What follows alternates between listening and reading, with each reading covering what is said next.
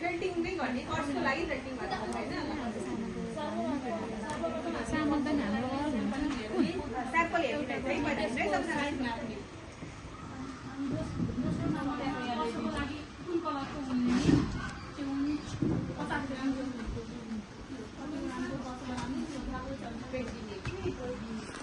त्यसपछि सरफ मार्ने सरफ अनि साबुन लिने अनि बाटा लिने कुन्चिटे हुने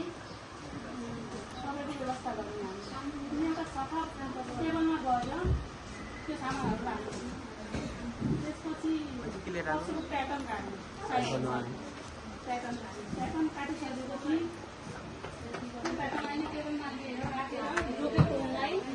हामीले दुवैतर्फ प्याटर्नको दुवैतर्फ बराबर हुने गरेर छाप्ने राख्ने राखिसकेपछि त्यो ऊनलाई साबुन पानीले राम्रोसँग भिजाउने अनि त्यसलाई ऊनलाई फोल्डिङ गर्ने दसवटा साइडमा सेपमा हामीले फोल्डिङ गर्ने